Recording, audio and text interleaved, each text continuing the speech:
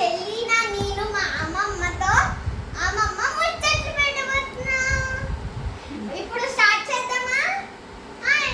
ఇప్పుడు మా అమ్మమ్మ గురించి మీరు తెలుసుకుంటున్నాం. Okay okay. అమ్మమ్మ, నువ్వు చిన్నప్పుడు ఎవరెవరిని చూసావు? చిన్నప్పుడు ఎవరెవరిని చూసా? మనకి ఇండిపెండెన్స్ తెచ్చారు కదా, ఇండిపెండెన్స్ తెచ్చారు కదా. చాలు, అదే స్వతంత్రం తెచ్చారు కదా, స్వతంత్రం. వాళ్ళని చూసావు కదా నువ్వు. Hello friends, praise the Lord. ఈరోజు మా చెల్లి, నేను, మా అమ్మమ్మ కలిసి ముచ్చట్లు పెట్టబోతున్నాం. దాని పేరే అమ్మమ్మ ముచ్చట్లు. ఇప్పుడు ముచ్చట్లోకి చేరిపోదాం. అమ్మమ్మ, నీ పేరేంటి? దేవమ్మ. నీ ఇంటి పేరేంటి? వేణుగోపాల్. మీ నాన్న పేరేంటి? దొడ్డయ్య. మీ అమ్మ పేరేంటి? వాళ్ళ అమ్మ పేరు అన్నాసమ్మ. నీకు ఎంతమంది కొడుకులు కూతుర్లు? తండ్రి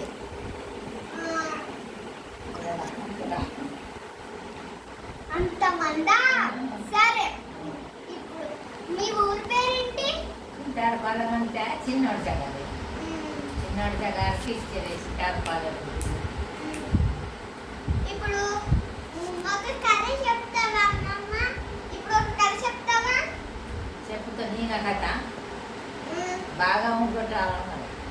ఓకే ఓకే. ఇప్పుడు స్టోరీ టైం. అమ్మమ్మ ముచ్చట్లు స్టోరీ. ఒక ఏడుగురు కొడుకులట. ఏడుగురు కొడుకులంటే వేటాకు పోయినట్ట. వేటాకు పోతే అందులోన రెయ్యలు రెయ్యలు పడుతున్నారట. ఆ రెయ్యలు ఏం చేసేది, ఈ రెయ్యలు గడ్డిగడ ఆరబోసినట్ట. గడ్డిగడ ఆరబోస్తే అన్ని రెయ్యలు ఆరవట. అందులోన ఒక రెయ్య ఆరలేదు. రెయ్య ఎందుకు ఆరలేదు, అన్ని రెయ్యలు ఎండిపోయి కదా ఈ రెయ్య ఆరలేదు అన్నాడట. చేపలు పట్టుకున్నాను అంటే నాకు గడ్డి గుడ్డు చాటు వచ్చింది, అందుకే నేను ఎండలేదు అన్నది రెయ్య. అంటే గడ్డి గుడ్డు ఎందుకు ఎండు వచ్చింది రెయ్యకి, నాకు ఎండ ఎండిపోకుండా అని అడిగితే అప్పుడు కనుక ఆ రెయ్య ఏం చేసిందట, చేపలు వాడు రెయ్య ఇంకా మర్చిపోతానే కథలో అప్పుడు రెయ్యకి ఎండు వచ్చింది కదా.